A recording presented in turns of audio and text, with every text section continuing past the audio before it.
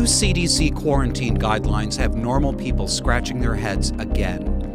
We'll talk about the agency's COVID U-turn, why they're doing it, and why it's about messaging, not reality. Then you may have noticed that Disaffected spent Christmas in Twitter jail. We'll look at how Twitter codifies a classic narcissistic abuse tactic called the Kafka trap. And finally, we'll dissect an essay published in The Atlantic that exemplifies how our culture glorifies unbridled female narcissism. We'll talk about what it does to relationships and why almost no one will name the problem out loud. All that and more this week on Disaffected.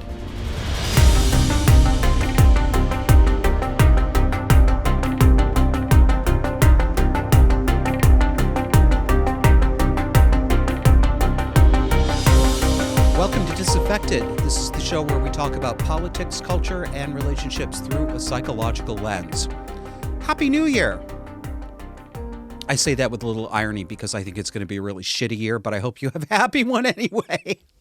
And I hope you had a good holiday. I did. I went home and had a normal family Christmas with the sane part of my family. But at the same time, this probably helped, actually, but you may have noticed that Disaffected's Twitter account spent Christmas week in jail and got in trouble for saying a bad thing.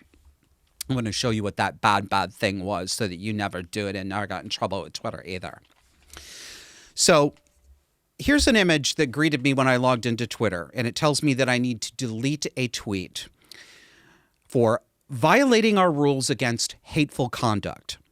You may not promote violence against, threaten, or harass other people on the basis of race, ethnicity, national origin, sexual orientation, gender identity, religious affiliation, age, disability, or serious disease. I need 2 breaths to get to the end of that one. Okay, so keep that in mind. They're accusing me of having acted hatefully and threatened violence or harassed people on the basis of these protected characteristics. Here's what I actually said. Here's my tweet. I was responding to a follower. We were having a discussion about a trans children's issue. And I responded to someone with my point of view, which you've heard before, which is that gender identity is... I'm setting it up here, and then I'll give you the actual tweet. Gender identity, in my view, the idea that you have an internal essence that conflicts with your sex and the behaviors that go along with it, the obsessing, the self-doubt, the demanding that everybody else validate you, that state of mind that they call gender dysphoria, in my view, that is itself the morbidity. It's not that, oh, goodness, how interesting that people with gender dysphoria also have mental illnesses. I'm saying that that is itself the mental illness. It doesn't have to be a permanent one. It doesn't mean you're actually crazy and completely out of touch with reality, but it is the mental illness. So I wrote, it's not comorbid. The trans is the morbidity. It is the borderline personality disorder. It is the same illness as the cutting, as in self-harm, cutting yourself on the arms. I realize that's not a popular opinion. I realize that it's considered socially verboten in some circles, but it's not harassment. It's not hateful conduct. You know what, believe it or not? It comes from a place of compassion. I'm one of those people who understood what it meant to have something that we call gender dysphoria today. We didn't call it that. There wasn't a name for it when I was a kid. I've been there. I don't hate these people. I want them to heal. But the way to healing, the first step, you have to accurately identify the problem. And if we continue to pretend that gender identity is a natural thing rather than an artificially created thing that was made up about 5 to 10 years ago, and we continue to pretend that there is such a thing as, well, some people are truly trans. They really are born in the wrong body, and they really will only feel good about themselves if everyone agrees with their fantasy. No. They need support, but they don't need validation. Delusions don't need validation. So that is what Twitter does. But it gets worse than that. Twitter is set up, it's like I said in the introduction to this episode, Twitter uses a classic Kafka trap to maneuver you into admitting that you broke the rules even when you didn't. And they do this by blackmailing you and withholding access to your account unless you do what they say. So when you are presented with one of these, either delete the tweet or appeal it, they're very careful to let you know, you can send us an appeal, but if you do, you need to know that you won't be able to browse your Twitter account. You won't be able to use any features of it. We will not tell you how long it will take us to respond to your appeal. So this means it can sit in limbo forever, and it does sit in limbo forever. I have friends who've had appeals lodged in Twitter for almost a year now. They won't commit. This is a game of information asymmetry. But then they put a big red button that says delete tweet. Hey, if you delete this tweet, when you do, you're admitting that you broke the rules. But guess what? We'll start your countdown if you delete it. You want to start your countdown, don't you? You don't want to wait longer, do you? It's abuse. It's Kafka-esque abuse. Information asymmetry. And if you're curious about what prompted that tweet, what conversation I was participating in, take a look at this next image. I'll describe it for those of you who are listening on audio. It is a middle-aged woman standing next to her 13-year-old daughter in a room. Her daughter is standing shirtless, having just come out of surgery for a radical mastectomy. There's a huge Frankenstein scar all the way across her chest from left to right. There appear to be no nipples. It appears they removed her nipples as well as her breasts. She's got her shirt off. They're standing in front of a Christmas tree. And even though they have masks on, you can tell by their eyes that everybody is beaming and smiling. And they're posing with the surgeon who gave her the top surgery. Doesn't that sound nicer than radical mastectomy? It's cute. Just top surgery. That's what we were talking about. This is completely normal. This is just fine to put on social media. Mommy's standing there beaming next to her 13-year-old girl who's had her breasts lopped off by somebody I think is a psychopath. Let's take a look at the next one. Let's take a look at, what is her name? Dr., and I wish I knew how to pronounce this, Sidibe, perhaps, Gallagher. Here she is standing with this 13-year-old girl, and Dr. Gallagher, for some reason, has a fluffy kitty in her hands.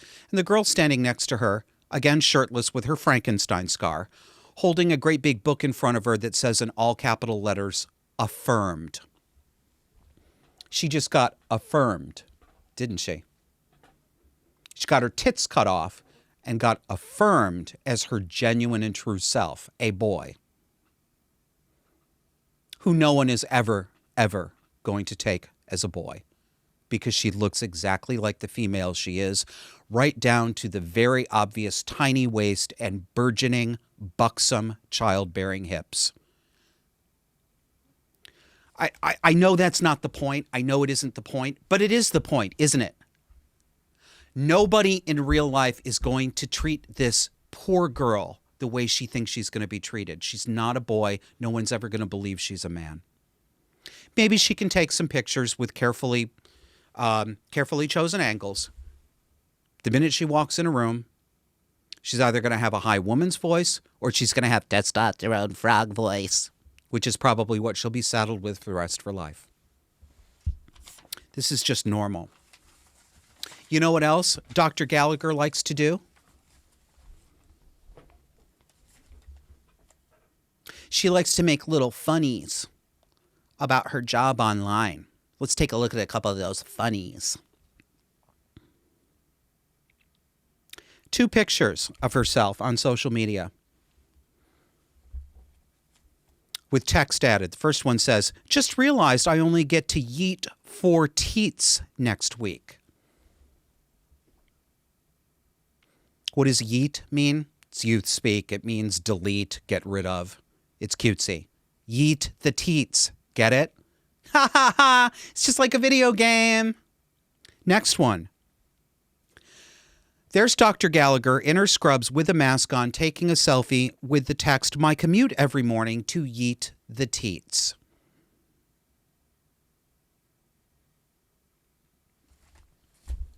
Does this look normal? Why does this woman have a medical license? Why is this even legal? Why is she not banned on social media? Why is her slicing tits off not enough to get her banned on social media, but me saying that wanting your tits sliced off is a sign of mental illness is hateful and harassing conduct against protected minorities? Why is that? Because we live in an insane world run by narcissists. We'll have a little more trans stuff after this, but we have got to get into COVID now because this past week has been really, really something. There seems to be some kind of COVID U-turn going on right now. I am not as hopeful about this as many people that I know on social media. A lot of people think they're saying the narrative is falling apart. Yay, yay, yay. Maybe it is. I'm not ready to go there yet. May have hit a little snag. But I also am not going to be satisfied that we're really turning the corner in addressing this disturbing authoritarian dynamic that U.S. citizens are in with their government now until we start destroying the narrative. Instead of waiting for the narrative to peter out, instead of waiting for the CDC to change their mind, we need to start taking control and putting them in their place, refusing to comply. When I see evidence of that, then I will say, I think we're making progress. But as long as people keep saying, oh, they're getting tired of it and they're going to stop, we've made no progress because we're still asking permission from the Lord and Lady of the Manor in the White House or the CDC, and that's not going to do. But how are they changing their tune? Here's an example. Story from NBC News. The synopsis is, CDC cuts the recommended isolation period for people with COVID-19. The Centers for Disease Control and Prevention on Monday shortened the recommended isolation time for people infected with COVID-19 from 10 days to 5 if they are asymptomatic. CDC says the updated guidance is in keeping with growing evidence that people with the coronavirus are most infectious in the 2 days before and the 3 days after symptoms develop. The announcement comes as the nation is contending with a new coronavirus wave driven by the highly transmissible Omicron variant. Yeah. Imagine that. What does that sound like? Well, to me, that sounds like what a bunch of people with common sense have been saying for almost 2 years. Asymptomatic transmission. Show me the evidence. What other transmissible coronavirus or respiratory violence is so dangerous that we quarantine asymptomatic people? Do you know what we call asymptomatic people? You know what we did call them before the last 2 years? Healthy people. Yeah, look at the difference language makes. But when you're asymptomatic, you can never be healthy. You're just waiting to be sick. You're proto-sick. You're asymptomatic. You're never just in a state of health. So,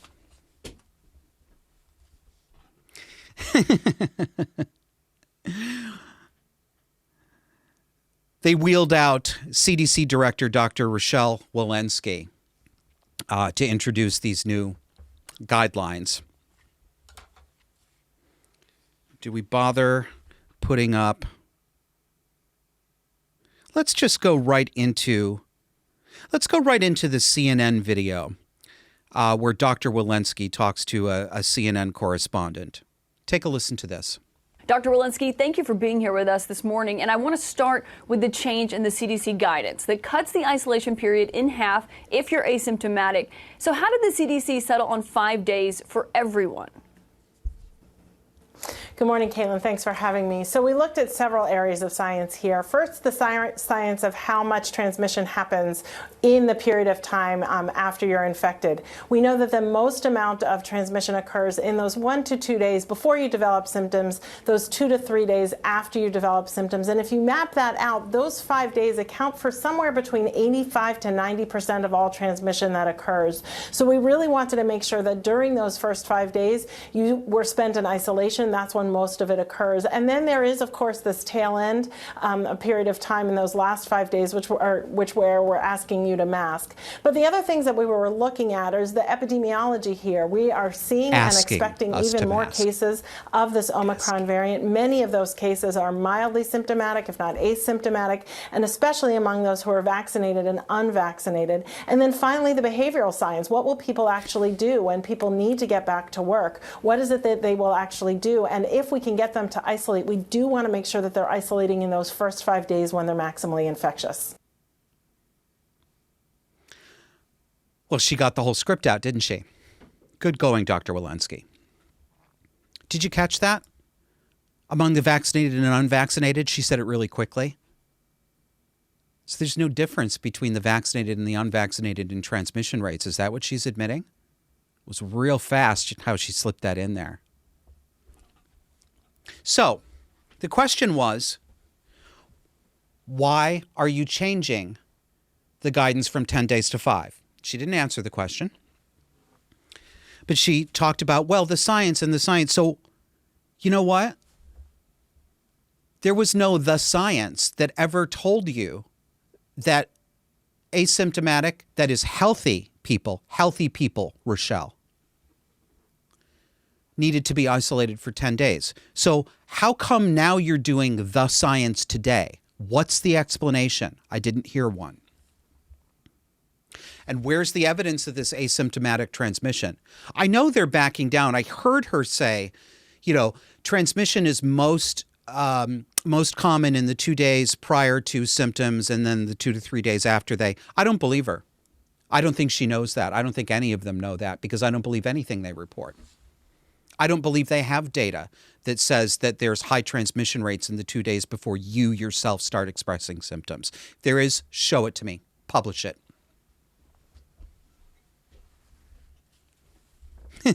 She also said this had to do with taking into account what people will actually do. And that's what this is all about. They are finally experiencing some pushback from the public, the CDC and the White House. And I think they feel they have to adjust. This is a good thing. It's a good thing and it's a hopeful sign. We need to do more of this. And if we had pushed back earlier, if we had remembered from the beginning that the CDC does not have legal and moral authority over our lives as private citizens, they don't. We wouldn't be here now, but we have allowed them to get away with it because we've said yes, sir, no, sir, yes, ma'am, no, ma'am, to everything the CDC puts out. People have voluntarily put chains around themselves and treated the CDC as their master. Stop doing that. Because some people have stopped doing it and it's having an effect. This I am actually hopeful about. They're doing this because they're getting pressure. Pressure them more. Got a second clip from this video I'd like to roll for you. Listen to the question evasion.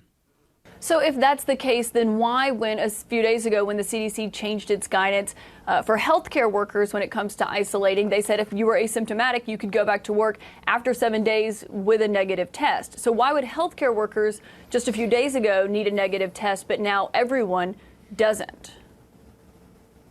Yeah, really important question. So I want to be very clear that our infection control recommendations in the healthcare workplace are always more stringent for healthcare workers than they are for the general population. Of course, these healthcare workers are treating immunocompromised patients. They're treating patients who have underlying medical conditions, who are at very high risk of COVID and may very well be severely ill. So in all of our areas of infection control, we are always much more conservative with our healthcare workers than we are with the general population. Did the shortage of rapid tests that we're seeing play a role in this decision? Okay. Did you catch that? Let me repeat it for you. The reporter's question was, why were healthcare workers being told they had to do X, Y, and Z until yesterday, but today, it says, why did healthcare workers need a negative test at the end of isolation, but now today, no one, including healthcare workers, no one needs that? Did you notice that Rochelle Walensky did not answer the question?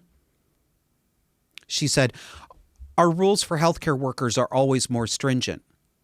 That's a non sequitur. That's not the answer to the question. Rochelle, the question again was, how come yesterday healthcare workers had to show a negative COVID test at the end of isolation, but today they don't? And you said, our measures for healthcare workers have always been more stringent. She dodged the question. We see this a lot, but nobody calls them on it. And the next part, the reporter didn't call her on it. Did you notice that? She just nodded her head and then went on to the next thing. Madam CNN reporter, why didn't you say, right, but you didn't answer my question. Let me please repeat it for you. Why do we let them get away with this? I wish I knew. I honestly wish I knew how many viewers actually pick up on these things. Because if you don't pick up on it, what exactly are you getting out of watching stuff like this? What message are you taking? It's got to be something fictional. And now Joe Biden, Brandon wants to send us all rapid COVID tests by mail. You know why? So they can have more cases. Because the more cases they have, they can't talk about outsized deaths anymore. They got to talk about cases. Have you ever worried about how many cold cases there are? How many cases of cold? Is there a ticker on your screen for every flu case every single day? Yes? No? They want to... The administration wants to spend how many billions of dollars on rapid tests to send to the worried well by mail to every American's doorstep. Waste all that money, and a bunch of you are going to lap it right up. I've already seen it. So that you can report your positive test, which of course is probably not positive because they're sending you PCR tests, aren't they? How many cycles are they using? 35, 40, 50?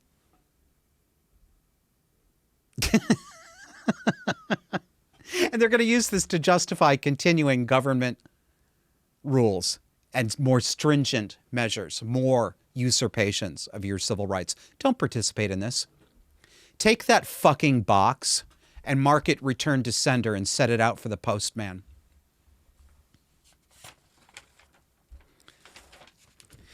But you know, no COVID segment would be complete without our garden gnome in chief. Let's roll him. But the other important thing is that if you look at the children who are hospitalized, many of them are hospitalized with COVID as opposed to because of COVID.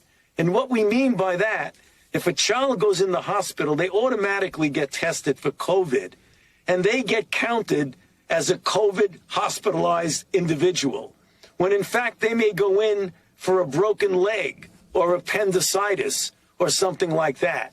So it's overcounting the number of children who are, quote, hospitalized with COVID as opposed to because of COVID. You don't say.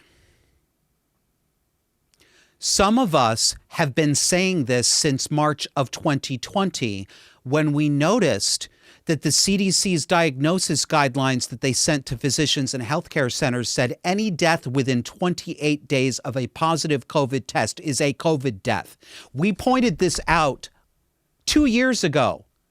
And for our trouble, Some of us got banned on social media. Our friends and neighbors told us we were anti-science Luddites. You, people like you, Fauci, mocked us, called us anti-science, and now you're just going to come along and admit what you knew all along and act like it never happened? Oh, my goodness. Listeners, viewers.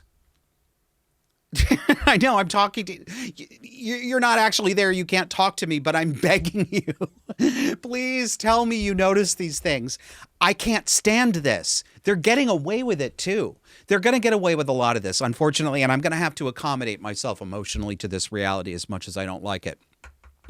A lot of these people are going to get away with it. They're going to blatantly lie. They're going to pretend they didn't know this stuff. They're going to pretend that the very statements they're making were not the statements that got you socially punished or got you thrown off social media or got you labeled troublesome and radicalized. They're just going to pretend, and they're going to get away with it. They're going to get away with it. And you know what? Let me get a little personal here. You know another thing I can't stand about Anthony Fauci? How theatrical he is. He turns his accent up and down depending on what mood he's in. I haven't been able to establish a pattern yet. But today, he's talking like he was raised in Brooklyn and has never left the borough because...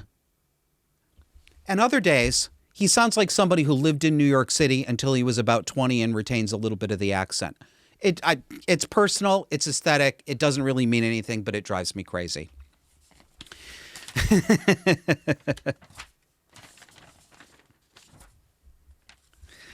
And a little more on Joe Biden. I'm going to pull out a few quotes from an article from the newspaper The Hill for you. Joe Biden, who appears to say whatever occurs to him at any given moment because I don't think he remembers what he did in the morning. That's not snark. I mean it. The man has dementia. We can all see it. It's sad, but it's actually the sad part is this big. The egregious violation against what citizens should expect is about this big. Okay? Primary problem isn't it's sad for Daddy Biden. The primary problem is this is being foisted on us as citizens. We're supposed to respect this man. We're supposed to pretend he's in charge. So, from The Hill. The debate over requiring COVID-19 vaccines for domestic travel is back in the spotlight this week, despite pushback from the business community and the potential for strong backlash if the Biden administration imposes a mandate. Domestic travel. Turning that ratchet one click tighter. Want to get on an airplane? Papers, please. You vaxxed? Oh, yeah, really? You got 2 shots? What about the booster? What about the booster? You're not fully vaxxed. Come back with your papers. Quote, President Biden's chief medical advisor, Anthony Fauci, said on Wednesday that the administration is discussing a mandate, but pointed to the safety of the mask requirement in place for all U.S. transportation networks. I don't know what that means. Excuse me. Pointed to the safety of the mask requirement. If that means, look how safe you are because we have masks on, that's also bullshit. Masks don't stop coronavirus. They're still doing that. They're still doing this. This is a direct quote from Fauci. When you're dealing with domestic flights, you want to keep people safe on domestic flights. And as I said, right now, we feel that the masking requirement and the degree of filtration on a plane is sufficient to keep people safe. Let me stop that there. It's not filtration, it's circulation of outside air. I actually happen to know how airplane ventilation systems work. The pressurized air comes in from bleed air from the initial stage of the jet engines before it goes through the exhaust in the combustion chamber. It's not filtering air. The air is constantly being circulated from the atmosphere outside. Oh, I know. Minor point. It's not a minor point. They're not installing HEPA filters in the airplanes, for Christ's sake. They can just get fresh air in. It's like opening a window, but not because it's an airplane.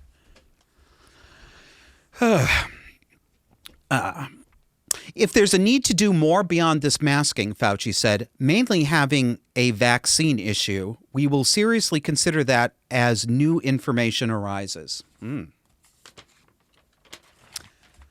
But when approached, this is what President Biden said. Biden said he would impose a mandate if his medical team recommended one on Tuesday, talking to reporters while on a walk on a beach in Delaware. Well, if my medical people say so, I'll do it. Even though I don't have the authority, even though it's unconstitutional, I know I'll get away with it, so I'll do it. You know, I had one bright spot amid all this masketarian nonsense this week. I was at the grocery store the other night, actually shopping for my New Year's Eve. This is my New Year's Eve. It's like, oh, yeah, I don't have to do anything. I'm going to stay in. So I got myself a big pile of crab legs and some stuffed salmon.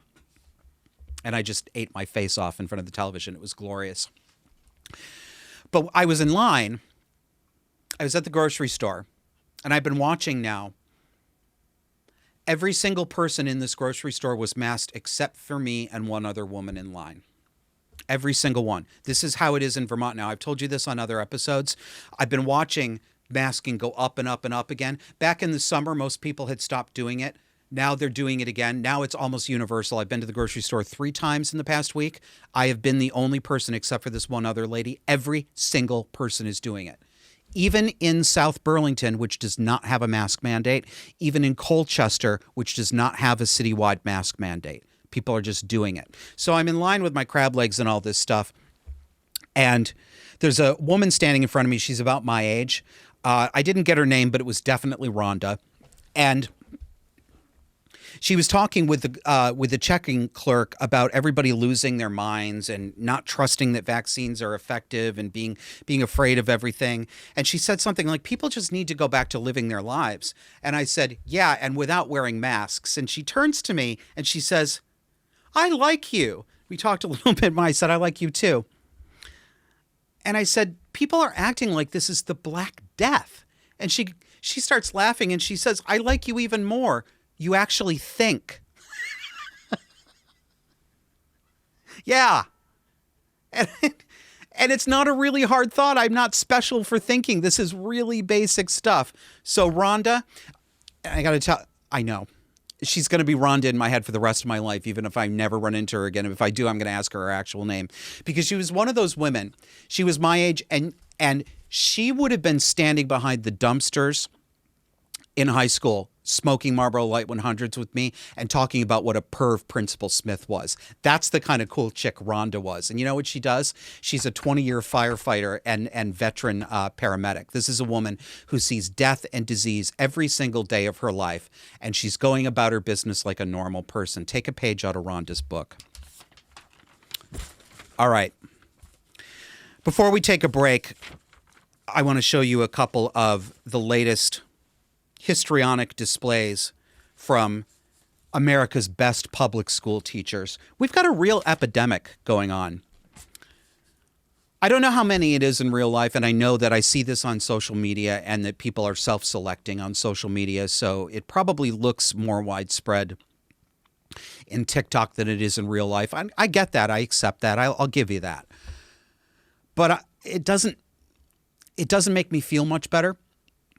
Because what it means is we live in a society that is permissive enough that these people feel comfortable making these TikTok videos, which end up getting picked up by accounts like Libs of TikTok on Twitter. Bless you, Libs of TikTok, for throwing a light on all of this.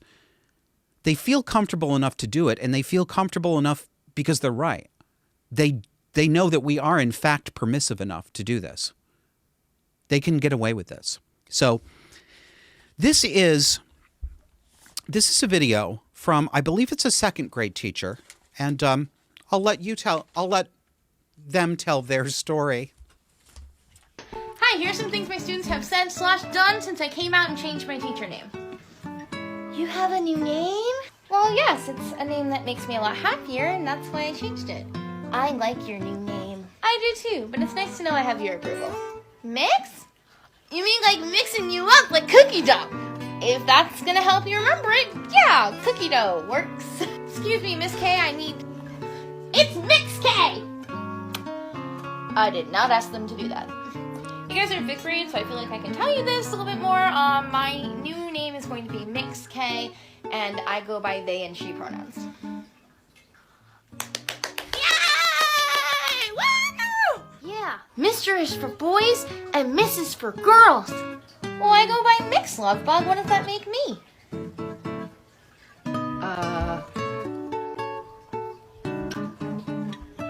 Yep, my work here is done. Hi, Mix K. Can I talk to you when you're free? Yeah, of course, Sunshine. What's up? I just wanted to tell you something. Yeah, of course, sweetheart. You can tell me anything. What is it? Sunshine, thank you so much for trusting me with this. Have you told anyone else? No, no one else. Well, I'm honored that you trust me with this, especially the first one to be trusted with this. This is your business. No one else has to know. I will not tell anyone, obviously, but it's not always easy, but just know that there is support out there. There are other people, and you will always have a support system in me, okay? Okay. Fast forward a few weeks. Mix K, me and this person need to talk to you real quick, okay? Yeah, of course. I'm free right now. So, you can tell them. Go ahead. I think... Oh my gosh! Thank you so much for telling me. Yeah, I can't tell my parents. That is your business, no one else's. You have the right to decide who gets to know when, okay? Just know you will always have a safe space with me. It's our little secret. I told you. Yeah, you're right. Just between us. You don't have to tell mommy or daddy. And also bring all your other little friends. Hi, I'm Mix K. Woo, woo, woo, woo, woo. I speak in a little girl voice and it's really super cute.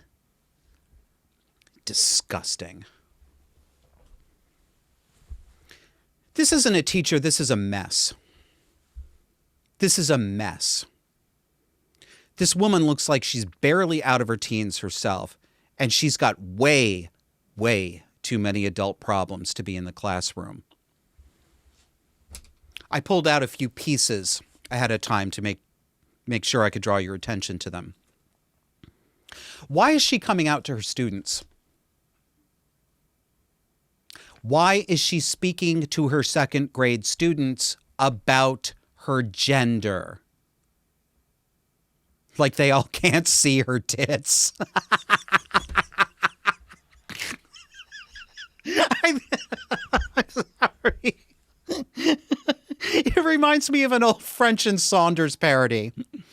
They used to do movie parodies, so they parodied the new Star Wars movie. I don't remember what the hell that thing was called. It came out in the early 2000s. And it had Dawn French, big old Dawn French, as Panty Padme.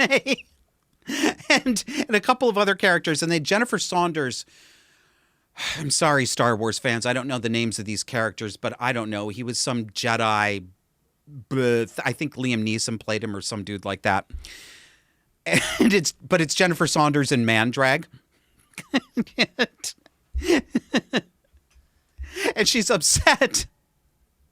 And because everybody around her, the joke is that it's self-conscious and everybody knows they're in a movie and they keep indicating that they know they're in a movie when they're supposed to be playing their lines. And Jennifer Saunders is like, stop it, I'm a man. And the other character says, then how come you got such big tits? Okay, so notice with this woman the infantilized affect, the childlike, giddy, 6-year-old girl affect. That's disturbing in and of itself. Why is she presenting as a child to us?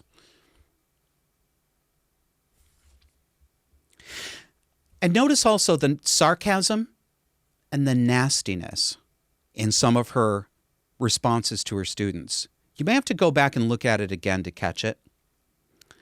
But she says, when one of her students reacts to her new name, she's like, I'm glad you like it. I don't need your approval, or something like that. I don't know. Maybe. No, actually, I don't think I'm reading too much into it. I think I'm detecting hostility that she's passing off as a joke, because I think she sees these children as sources of narcissistic supply, not as her charges to which she has responsibility, but little ego boosters that belong to her. I'm Mix K, DJ Mix K. And I go by they and she pronouns. So it's not bad enough that you have to gaslight the fucking kids by telling them that you're not a woman. It's not bad enough to ask them to use fake pronouns that don't correspond to your sex. You got to mix them up. So it can't be she, her, which would be appropriate. It has to be she, they. 7-year-olds are going to remember that. And this is a reasonable thing to be talking about with 7-year-olds in the classroom. Right, Mix K? But the worst part is how she encourages these children to share secrets with her. This is a child safeguarding red flag to beat them all. You do not tell children that you will keep secrets from their parents and the people who love them. That is a red flag. It's a warning sign of an abuser, a Pied Piper. Sunshine, thank you so much for trusting me with that.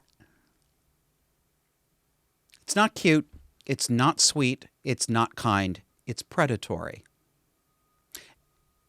And I know some of you see it, but a lot of people aren't going to see it because of how she looks and how she sounds. She presents as cute, innocent, childlike. She's not. No, she is in some ways. Yes, this is severely arrested emotional development. She does have the emotional affect of a child. She has no sense of how to be an appropriate adult and a teacher. A woman like this never would have gotten into a teaching position even 15 years ago. She wouldn't even have gotten an interview. Secrets. We've got one more before we go to the break. This one is just a short clip, and I'm going to have to read to you the words on the screen because she doesn't talk. It basically looks like a 15 or 20-second advertisement for an overly sexualized music video. And the one we're going to look at is a preschool teacher. Let's just, we'll roll it out. Those of you looking at video can see it, and afterwards I'll describe it to those of you who are listening on audio.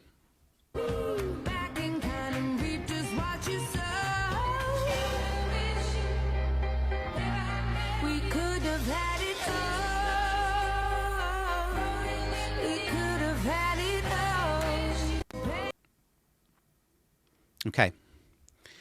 Short, but what you couldn't see there is a young woman. She looks to be somewhere between 20 and 25. Attractive. Fully made up. Wing eyeliner. Big lipstick.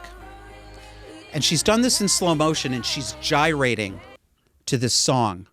She's got her midriff bared, and she's bringing her face closer and closer and closer to the camera with her lips wet and parted and a come fuck me look in her eyes. Yeah? Come fuck me. She looks like a whore doing whore things in a video about how she's a openly non-binary trans preschool teacher. And this video, she writes, is to the parents who refuse to educate their children on queerness.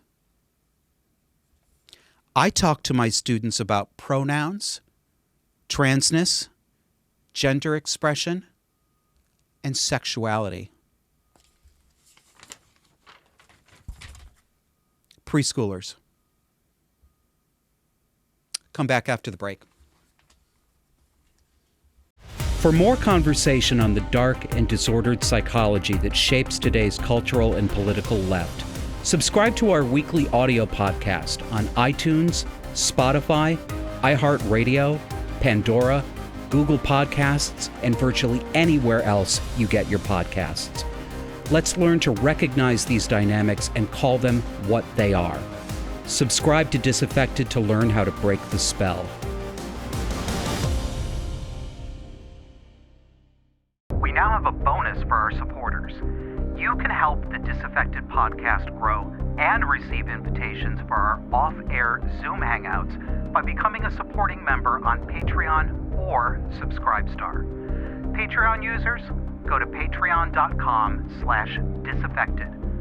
Subscribestar users, you can find us at subscribestar.com/disaffected. Check out our webpage at disaffected.fm for the complete list of ways you can help support us, and thank you. When I was a child, one of the most difficult things about living with my mother were the mercurial and ever-changing expectations and emotions that came out of her. I have told you about many episodes from my childhood. Beatings, psychological torture sessions, quasi-incestuous behavior from my mother. It's easier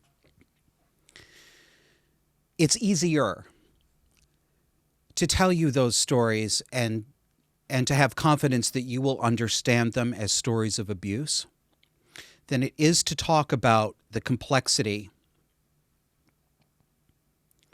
of a mother who says that she loves you one day and says that she hates you the next. I've wrestled with how to get this point across, and I don't know if I can do it well right now.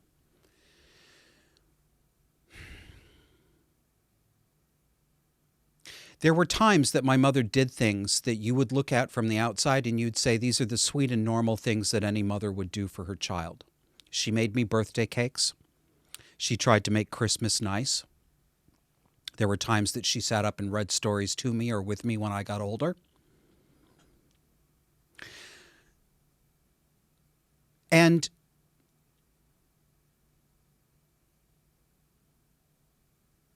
so I'm hesitating right now because there is such a bias, there is such a social bias toward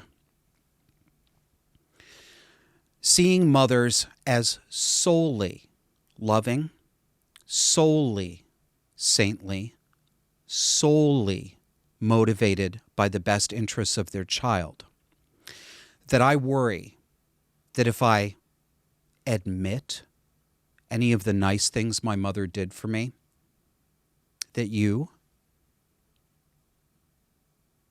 will forget about the abuse, or that you will say, see, she did her best, you're being too hard on her. And I know some of you wouldn't do that, but I know some people will, because they do, and they do it every day.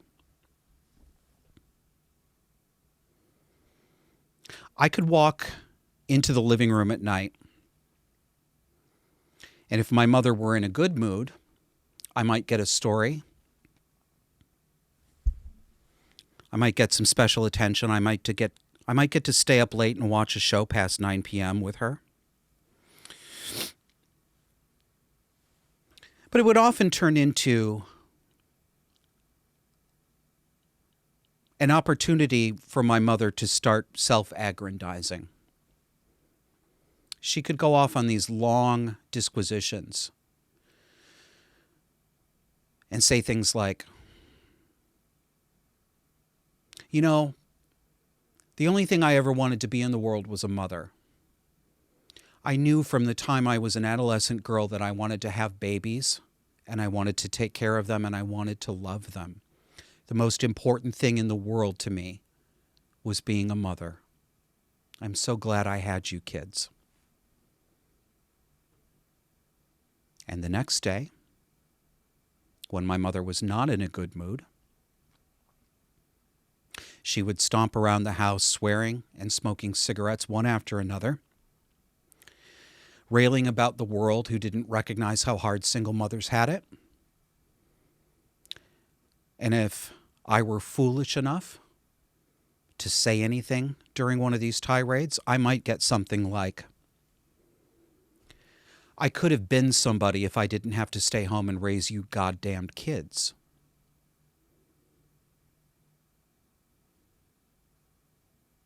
Yeah. I don't know this for sure, but I strongly suspect my childhood might have been easier if my mother had never acted loving toward me. Because there's something especially confusing and deranging to a child trying to figure out who this woman is. Does she love me? Does she love me not? Why did she love me last night? And why does she hate me today? Why am I feeling like she's saying she wish I hadn't been born? Because that's what she was saying.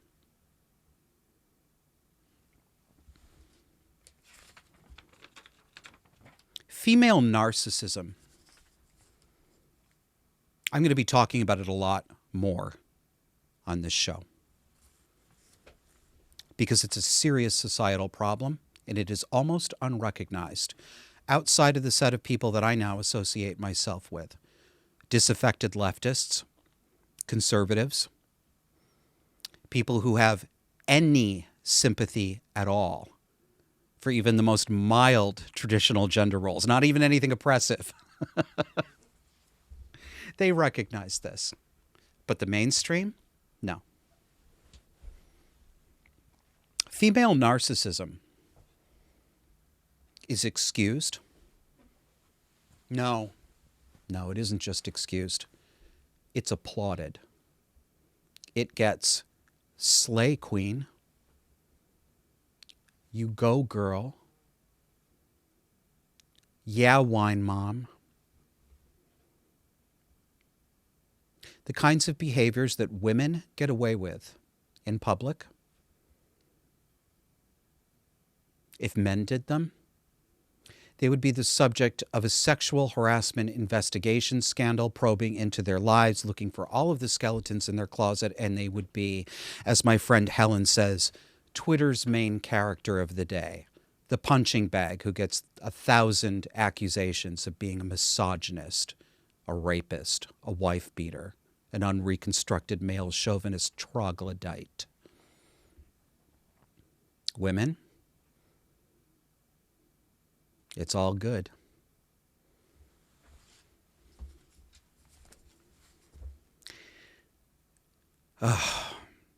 Part of me hates to say this, so I'll try to preface it. It probably won't work. I was very disturbed to see somebody who I admire, named Barry Weiss, former Wall Street Journal and New York Times editor, praise a story in The Atlantic this week.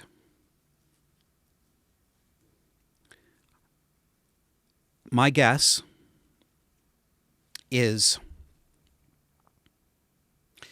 that Barry has a personal relationship with the person who wrote this article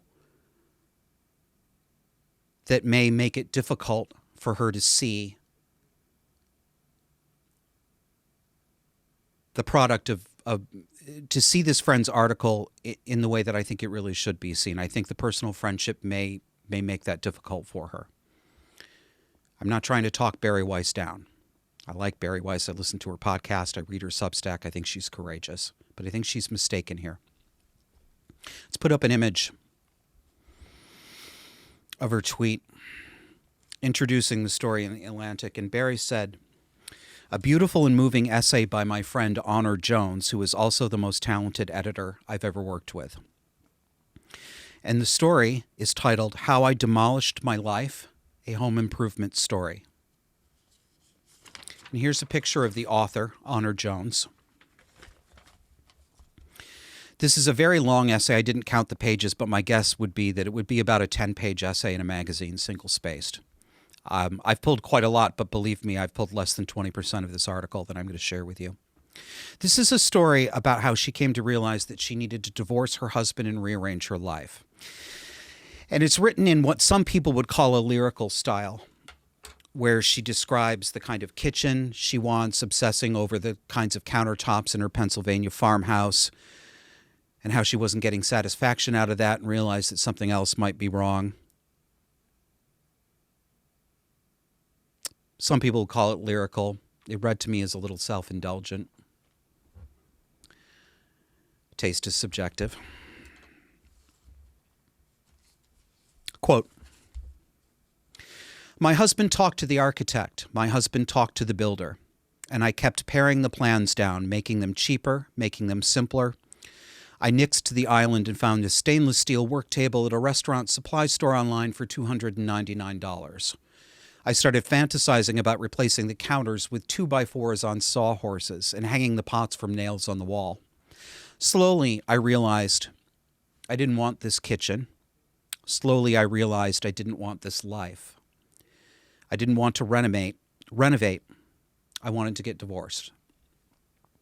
Okay. Quote, "For a while, I had thought, I was quite certain, that I loved our home. But the upkeep, oh my God, the upkeep. I hired a woman named Luba to clean once a week, and I loved talking with her.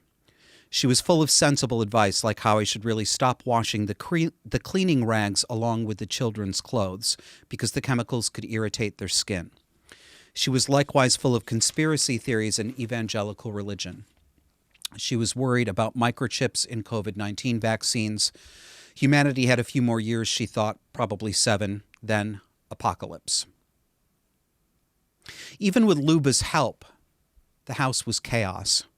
I could never keep the children and their mess corralled. Toys and books were always underfoot. The crumbs, they were everywhere. I knew I was lucky to have all these crumbs in the house to keep them in, to have Luba to help. Still, if our kitchen became a murder scene, a forensic investigator could have told the story of my days with those crumbs. 3% Play-Doh, 10% toast, 87% Honey Nut Cheerios dust. This was who I was." Okay. So far, so fine. But you see what we're building up toward. The unrealized, unfulfilled woman. Stuck at home with the children, thinking about house renovation when she could have been somebody. So, a little bit more, then we'll get to the meat of this. I didn't have a secret life, but I had a secret dream life, which might have been worse. I loved my husband, it's not that I didn't, but I felt that he was standing between me and the world, between me and myself. Everything I experienced, relationships, reality, my understanding of my own identity and desires, were filtered through him before I could access them. The worst part was that it wasn't remotely his fault. This is probably exactly what I asked him to do when we were 21 and first in love, even if I never said it out loud. To shelter me from the elements, to be caring and broad-shouldered.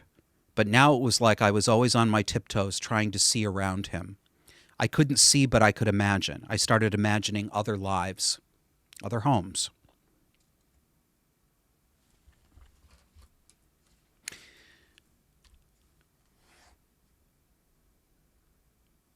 I wanted to be thinking about art and sex and politics and the patriarchy.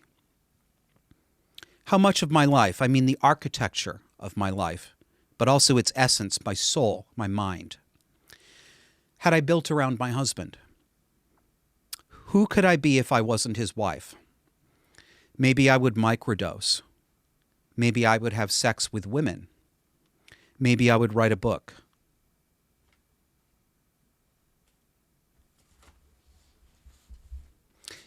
Well, sounds like the thoughts that accompany a midlife crisis. And there isn't anything, I don't think there's anything particularly weird about these thoughts or anything unusual. I'm betting a lot of us have them. You know, obviously I'm not a woman approaching middle age, but I could see myself asking those questions of myself, sure. But it's at this point in the story where the other characters come in.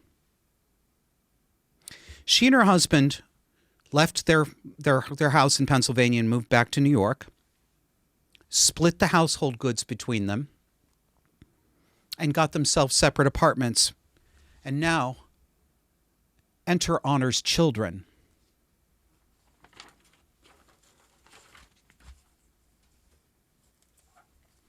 I hadn't needed to renovate a kitchen. I'd spent 7 years renovating myself. My children, the 3 pregnancies, a literal gut renovation. A major addition and then a subtraction. And then the strange misshapen aftermath. The giant boobs of breastfeeding that seemed borrowed from another woman's body entirely and were eventually returned to the mothers of the universe. And then the whole thing again and again. And now finally my own winnowed older body, which still feels foreign to me. I had been a house for my family, and now I was empty. Wonder what her children will think when they read this. I wonder if she thought about that.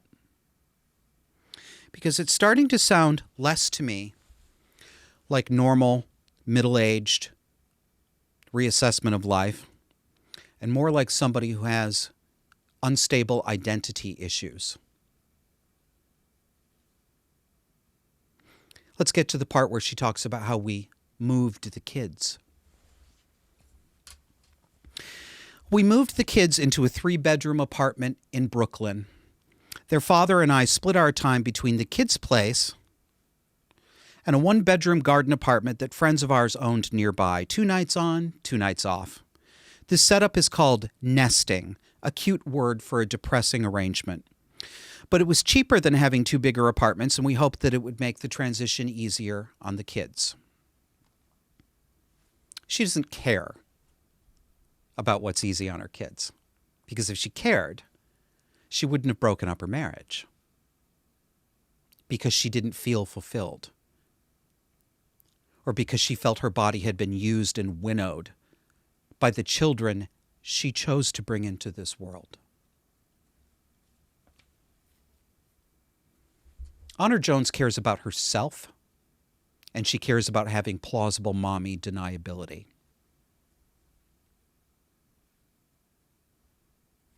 Like my mother.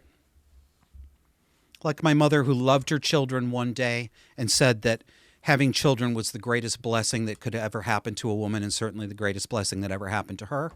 And then the next day calling them rugrats, snot noses, ball and chain, fantasizing out loud about what her life would have been like if she didn't have children, what she'd do if we hadn't tied her down.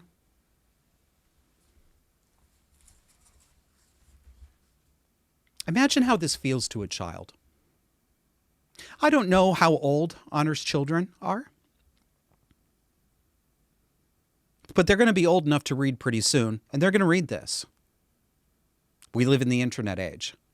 One of their friends is going to bring this article to them. How will they feel? Did she think about that? Maybe. And if she did, she decided she didn't care. Because she got an essay published in The Atlantic, didn't she?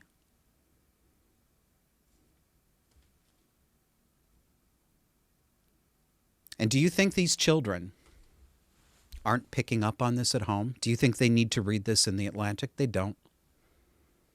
They know.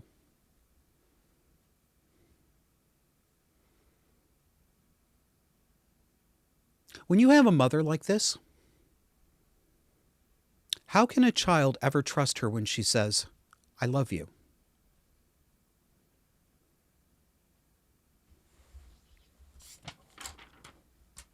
Quote, "There were days when the magnitude of what I'd done bore down on me.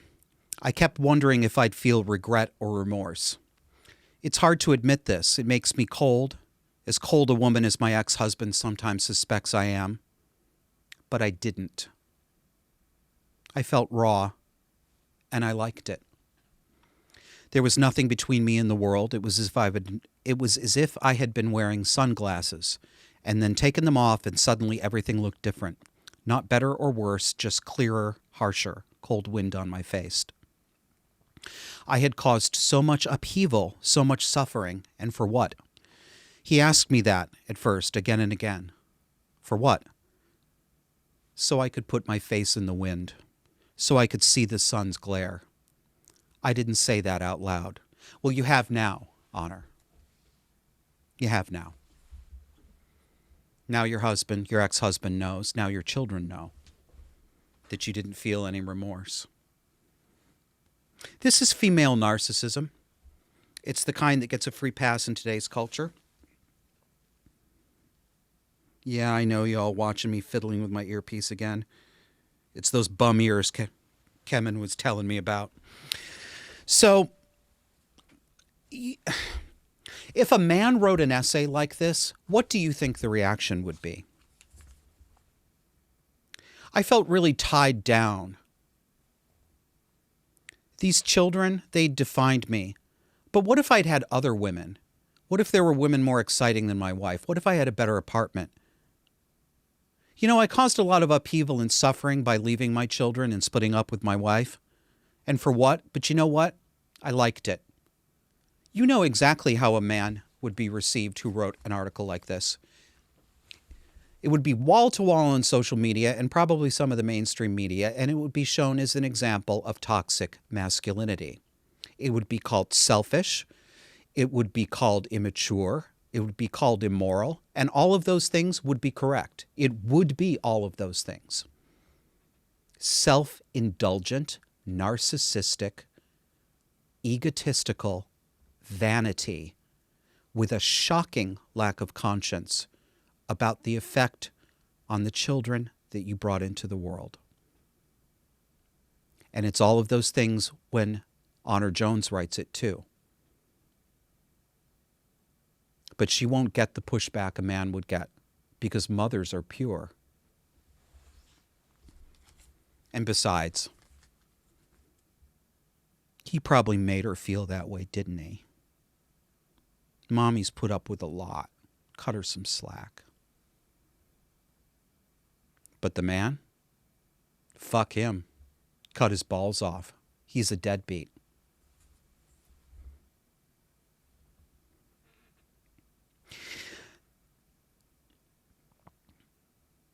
I have a real problem with people like Barry Weiss describing this as beautiful and moving. Look harder. Use your theory of mind. Think about the children.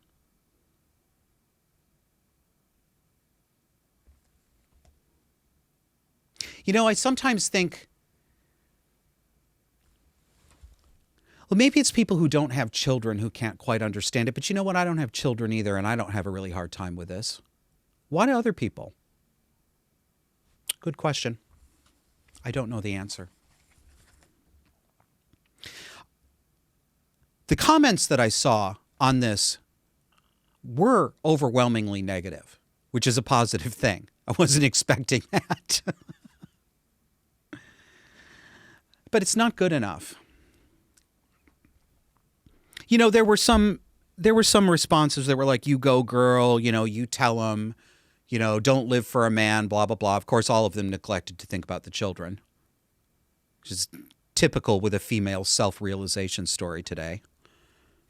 As if the woman didn't consciously choose to have the children, like they were some... Yeah, I'm sorry, I'm going to bring it back to my mother again. Yeah. Remember how I told you about how my mother would get in my face and scream at me and hit me? And while she was doing it, she'd say, why are you doing this to me? That's the way many women react to other women behaving badly, selfishly, in an anti-family way. They act like somebody did those children to her. Somebody did that husband to her. Somebody did that stay-at-home mom to her. There are a few that happens to, yeah, obviously. But it ain't the majority of them.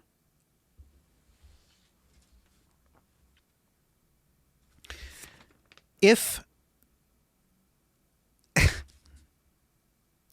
your life feels like a trap, and I can understand it feeling like a trap, I can even understand my mother's feeling that she was trapped.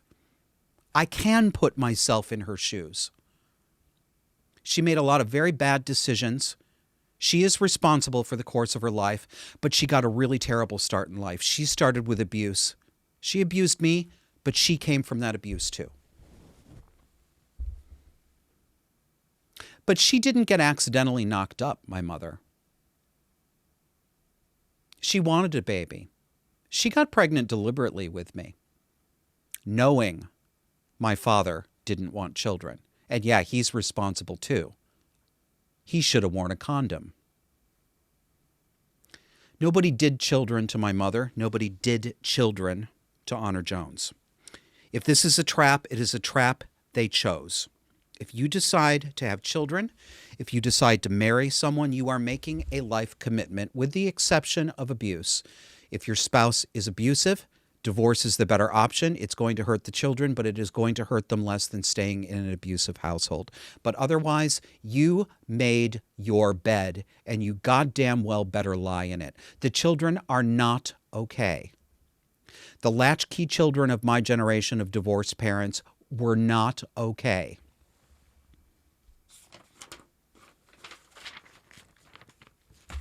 I didn't turn out okay.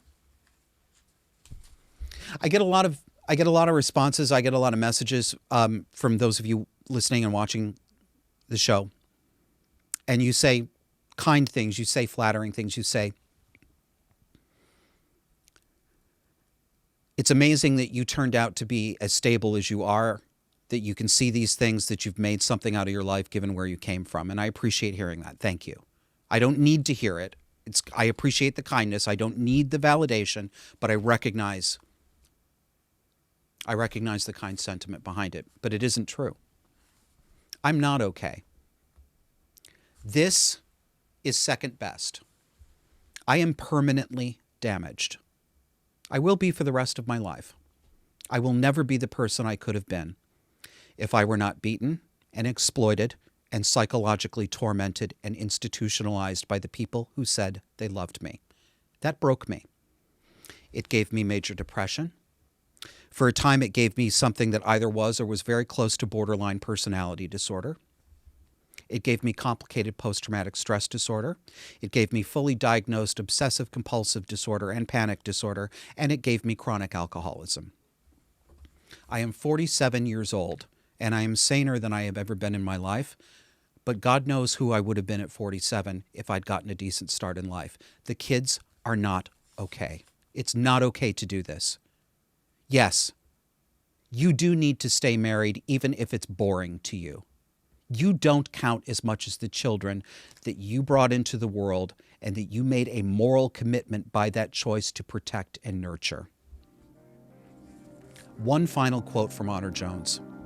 By breaking up our family, I'd taken something from my kids that they were never going to get back. Naturally, I thought about this a lot. There was nothing I could give them to make up for it, except maybe a way of being in the world, of being open to it, of being in it. Excuse me. You loathsome bitch.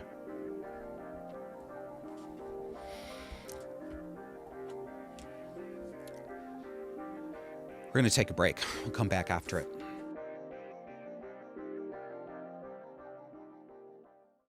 For more conversation on the dark and disordered psychology that shapes today's cultural and political left, subscribe to our weekly audio podcast on iTunes, Spotify, iHeartRadio, Pandora, Google Podcasts, and virtually anywhere else you get your podcasts. Let's learn to recognize these dynamics and call them what they are. Subscribe to Disaffected to learn how to break the spell. We now have a bonus for our supporters.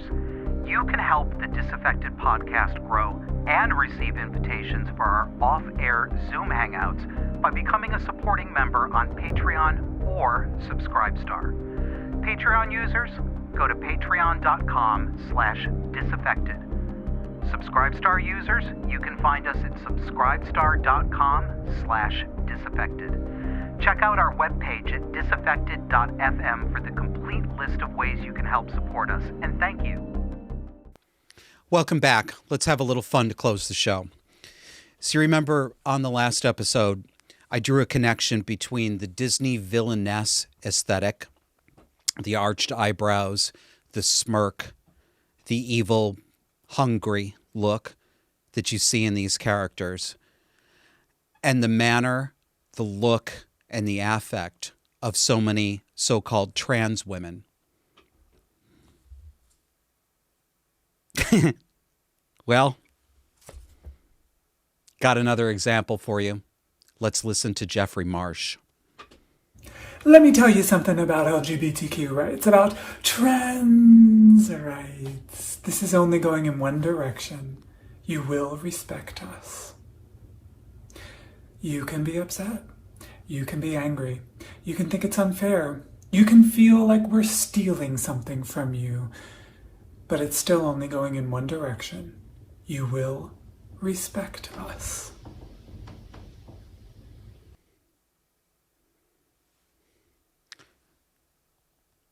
You know what I see when I see that?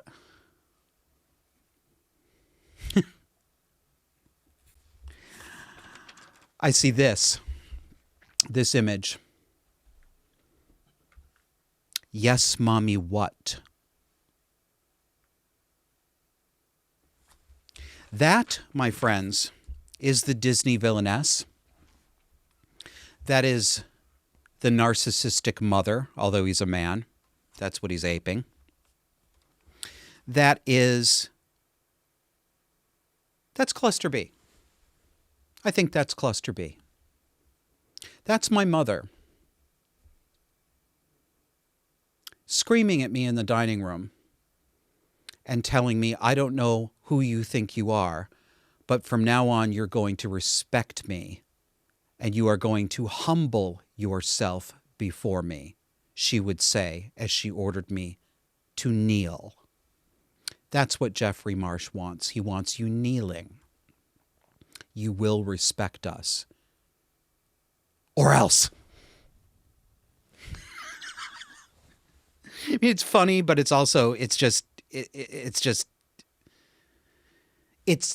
is disturbing to me how many people see this and they think it's a righteous expression of owning yourself and taking your place in the world when you've been oppressed everywhere. It's not. It's narcissistic devouring. And I want to tie something up for you before we leave here. I was tickled to find that I'm not the only person who made the connection between the Disney villainess look that became very popular in the 20th century animated Disney films and Joan Crawford's face. Let's put this image up on here. This is from a social media account called MGM Musicals. Joan Crawford was the inspiration for Disney's evil queen in Snow White. Walt Disney suggested in 1934 that the papier-mâché masks by Art Deco illustrator Vladislav Theodor Bende be used as an inspiration for the Queen's face. Her Hollywood mask of a face may also draw inspiration from Joan Crawford, particularly in the lips and the eyes. And if you take a look at pictures of Joan Crawford from the 30s, when she was still at the height of her beauty and had not quite become an over-the-top parody of herself, you can very clearly see it. The pout, the lips, the arched eyebrows. I mean, it's common to everybody, but I just found it interesting and gratifying that other people saw it too, because the look is not just a look. The aesthetic is not unconnected to psychology with people like this. This appeals to narcissists. It's not just the way the makeup is applied, it's the way the face is held. You know, Faye Dunaway, who has absolutely zero sense of humor about her portrayal of Joan Crawford. She's very upset. She's been upset about it for 40 damn years. She's bitter. And I understand it. I understand it to a degree because I think that she and the movie were unfairly panned. I think that her performance was actually very good, very Joan Crawford, and probably deserved an Oscar. And she was called a kabuki theater player for it. And I think that was unfair. And I think it was because people will not believe that a mother can act this way. But some can. But Faye Dunaway said that She really nailed the part. She had done the makeup several times, and she tested it out with people, and it just wasn't quite working until she figured out what did it. What made her Joan Crawford? She said it was the way she held the muscles in her face. I don't know if I can do it very well, but it's you suck the cheeks in, you tighten the cheekbone muscles, you arch the eyebrows, you set the mouth really hard. This all comes through. The psychology and the aesthetic are connected. Anyway, welcome back to Disaffected. Happy 2022. I'll see you next week. For more conversation on the dark and disordered psychology that shapes today's cultural and political left, subscribe to our weekly audio podcast on iTunes, Spotify, iHeartRadio, Pandora, Google Podcasts, and virtually anywhere else you get your podcasts. Let's learn to recognize these dynamics and call them what they are. Subscribe to Disaffected to learn how to break the spell.